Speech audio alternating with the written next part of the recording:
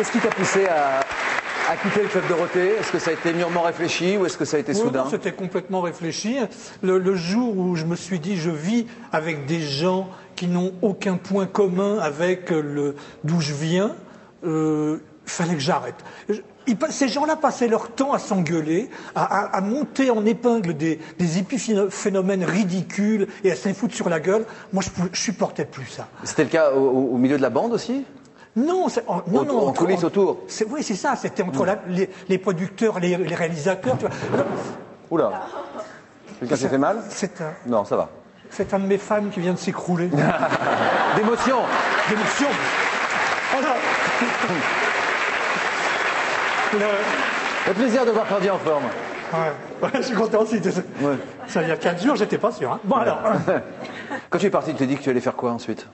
Devenir chansonnier? Oui, c'est ça. C'est ça. Je me suis dit, je vais reprendre ma guitare. Et puis, il y aura un temps de latence qui est normal. 1 an, 2 ans. Au bout de 3 ans, toujours rien. Mais rien, c'est-à-dire à quoi ressemblait ta vie? Ben, rien. Non. Ah ben non, mais quand on s'est croisés dans la rue, t'as vu, j'étais pas très net, quoi. J'étais... c'est pas le sentiment que j'ai eu, enfin... Ben ouais, mais c'est parce que je triche bien, quoi. Mais... Beaucoup d'alcool? Ouais, je vidais ma cave, quoi. Je vidais un peu ma cave, mais je m'emmerdais, c'était terrible. Et 2 minutes avant qu'on se voit tous les deux, il y avait Maxime Le Forestier qui est passé, puis il a vu aussi, il me connaissait depuis l'époque des usines, tu vois, on allait chanter dans les usines.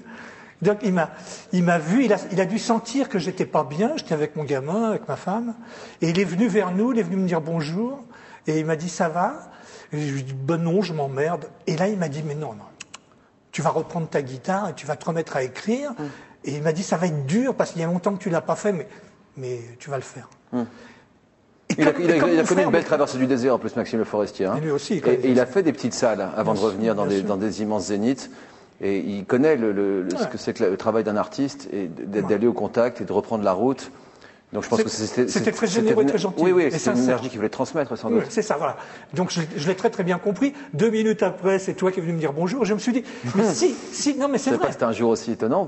Non, mais c'était très important pour moi puisque je m'étais dit, je n'intéresse personne, je suis foutu, ma vie est en train de basculer, je vais devenir une épave et puis c'est tout, quoi. Moralement, comment tu faisais pour tenir le coup, pour lâcher ta cave? Oh on avait les copains, on se racontait des blagues et puis je me suis mis à écrire. Très rapidement, j'ai retrouvé le sentiment des mots rigolos ou des mots jolis à assembler. Ta spécialité, c'était la chanson flash? Oui, pendant longtemps, j'ai fait des chansons extrêmement courtes. Chansons de 10 secondes? Même moins. Par exemple? Tu veux vraiment? Ouais. Alors, je vais te faire la chanson du pompier en train de repeindre un pont. Ouais. Peins un pont.